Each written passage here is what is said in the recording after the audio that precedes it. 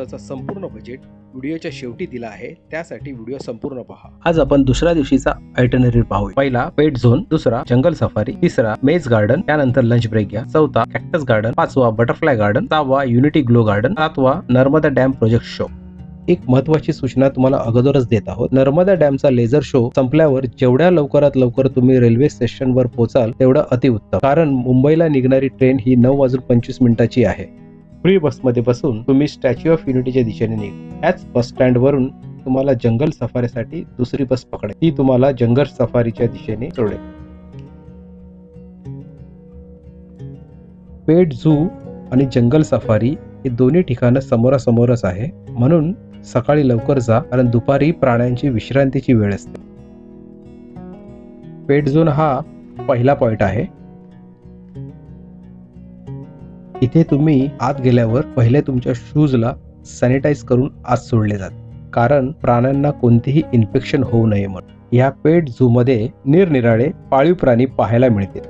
ह्या पेट झू मध्ये विशेषतः तरुणांना, लहान मुलांना व इतर कोणत्याही वर्गातील व्यक्तींना सुरक्षित आणि समृद्ध वातावरणात विविध प्राण्यांसोबत गुंतण्याची एक उत्तम संधी मिळते। शहरी धावपळीच्या जीवनात अशा पाळीव प्राण्यांच्या जवळ जाणे हे अत्यंत सुखद अनुभव आहे। कर्मचाऱ्यांच्या नजरेखाली व त्यांच्या परवानगीने प्राण्यांना स्पर्श करू शकता, स्पर्शाचा अनुभव घेऊ शकता, प्राण्यांशी नाळ जोडू शकता, त्यामुळे या प्राण्यांबद्दल सहानुभूती आणि आदर वाढेल। त्यापुढील दुसरं पॉइंट आहे जंगल सफारी।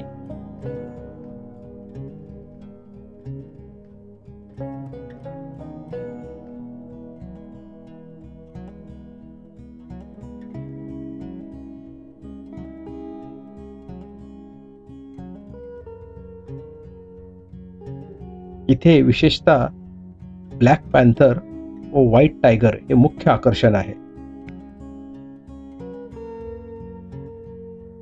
योगायोगाने मला या पांढऱ्या वाघाचे हे दृश्य माझ्या कॅमेऱ्याने मला टिपता आले, कारण असे प्राण्यांचे दृश्य टिपणे हे क्वचितच मिळतं।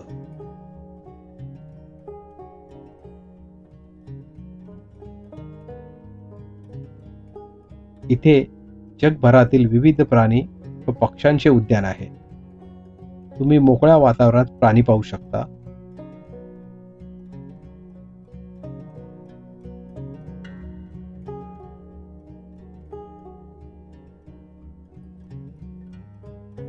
इथे तितर, पेलिकन, आयबिकस आणि पोपट यांसारखे रंगीबेरंगी पक्षी मुक्त फिरतात, कधी तर तुमच्या जवळ येऊन बसतात। इथून पुढे ही ई कार्ड तुम्हाला फ्री मध्ये जंगलची सफारी करून सर्प उद्यानात सोडतात। तुम्ही सर्प उद्यानात निरनिराळ्या जातीचे सर्प पाहू शकता।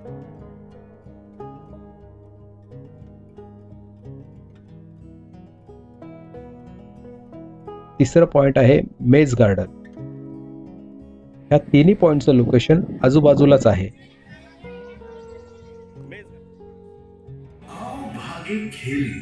जहाँ खुशबू के है मेले, कहीं धूप कहीं छैया, देखो अनोखी भूल भुलैया। मजे आएंगे, गुम जाएंगे, नए रास्ते बनाएंगे। कहीं धूप कहीं छैया, देखो अनोखी भूल भुलैया। मेज गार्डन साधारणतः 3 एकर जागेवर पसरलेलं आहे, ज्यामुळे ते भारतातील सर्वात मोठे चक्रव्यूह उद्यान बनले आहे। याला भुलभुलैया गार्डन सुद्धा म्हणतात।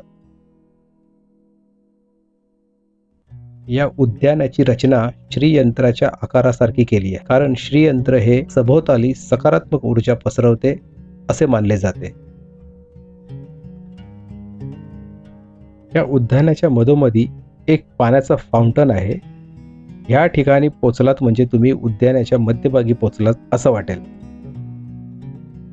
त्यानंतर पुन्हा तुम्हाला एक्झिट करायचं आहे। हे सर्व खेळ अत्यंत मजेशीर आहे। या भुलभुलैयामध्ये जाऊन पुन्हा बाहेर पडायचं म्हणजे एक गंमतच आहे। हे अवश्य पहा, खूप मजा येईल।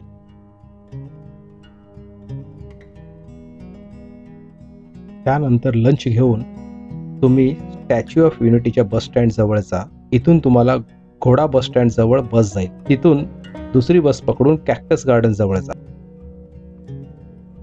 कॅक्टस गार्डनला डायरेक्ट बस नाही आहे, तुम्हाला 2 बसेस चेंज करावे लागतात. 25 एकर पसरलेल्या कॅक्टस गार्डन हे पाहण्यासारखं ठिकाण आहे. या बागेत जगभरातील हजारो कॅक्टस आणि निरनिराळे वनस्पती आहेत.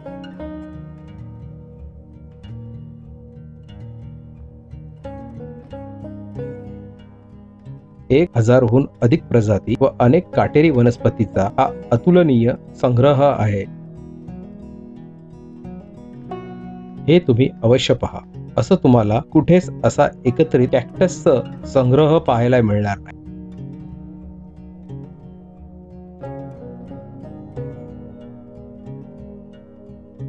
एवढ्या प्रकारच्या कॅक्टस तर मी माझ्या उभ्या आयुष्यात कधीच पाहिलं नव्हतं. हे पाहणं म्हणजे एक अद्भुत अनुभवच होता मला.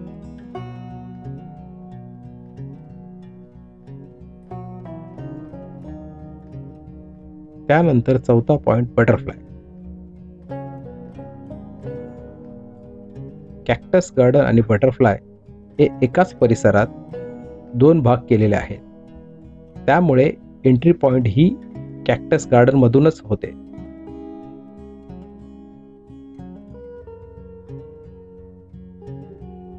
बटरफ्लाय गार्डन मध्ये 70हून अधिक प्रजातीचे बटरफ्लाय आहेत. या उद्यानात अनेक प्रकारचे वनस्पती व भिन्न भिन्न प्रकारची फुले पाहायला मिळतात.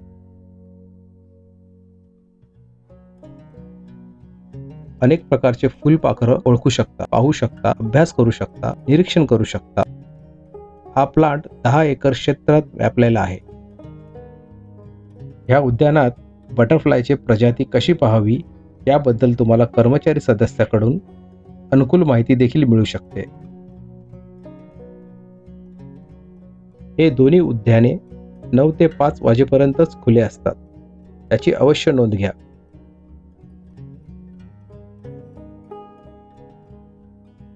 इथून तुम्हाला नर्मदा डॅमचा अद्भुत नजाराही दिसतो. खूप कमी अंतरावर तुम्ही डॅम पाहू शकता. ह्या दोन्ही गार्डनचा सुखद अनुभव घेतल्यानंतर तुम्ही बस पकडून स्टॅच्यू ऑफ युनिटीच्या बस स्टँडवर या. 5वं पॉइंट आहे युनिटी ग्लो गार्डन.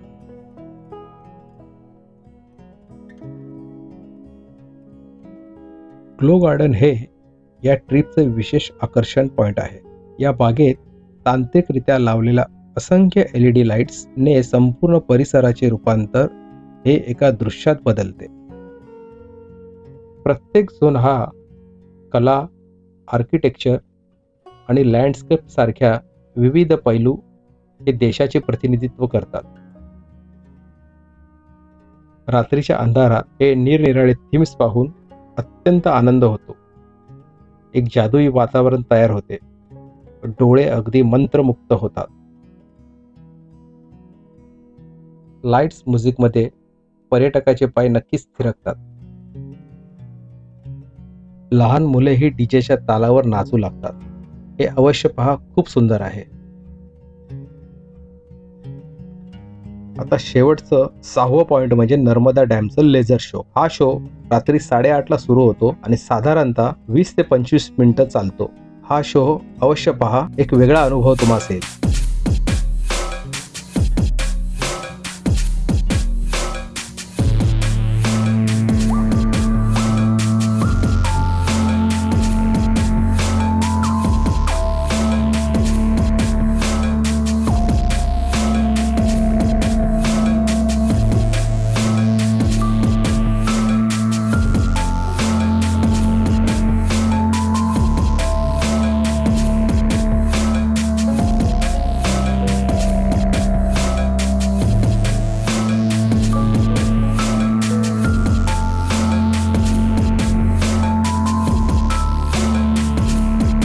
अशा प्रकारे या 2 दिवसाची भटकंतीचा निरोप घेऊन तुम्ही परतीचा प्रवास सुरू करू शकता. जर तुम्हाला फ्री बस पकडण्यास उशीर होत असल्यास तुम्ही प्रायव्हेट रिक्षा करून त्वरित एकता नगरला पोचावे. जगातील उंच पुतळा, तोही आपल्या भारतात. मग हे पाहणे तर अवश्य बनतच. तसेच स्टॅच्यू ऑफ युनिटीची भव्यता पाहून डोळे मंत्रमुग्ध होतात. आपल्या मनात एक अविस्मरणीय अनुभवाची आणि आठवणीचा एक संग्रह निर्माण होतो. माझ्या वैयक्तिक अनुभवानुसार ही ट्रिप अतिशय सुंदर व बजेट फ्रेंडली होती. कारण म्हणजे इथे असलेली बस सेवा, ती सुद्धा फ्री. ह्या निशुल्क प्रवासामुळे स्टॅच्यू ऑफ युनिटीच्या आसपासचे साईट सीन पाहण्यास अतिशय मदत होते. स्टॅच्यू ऑफ युनिटी हा परिसर केवाडियामध्ये आहे. केवाडिया कॉर्पोरेशनने हा परिसर अतिशय स्वच्छ व खूप छान पद्धतीने मेंटेन केलेला आहे. हा संपूर्ण बजेट आहे 4 लोकांसाठी. या टोटल बजेटला डिवाइड करून तुम्ही प्रत्येक व्यक्तीचा खर्च काढू शकता. आयुष्य छोटं आहे, आनंदीत जगा, निरोगी राहा, स्वतःसाठी जगा, कारण एकच तर आयुष्य आहे. धन्यवाद. आणि हो, थोडा सपोर्ट करा, लाईक करा, शेअर करा आणि सबस्क्राईब करा. परत एकदा धन्यवाद. जय हिंद, जय महाराष्ट्र.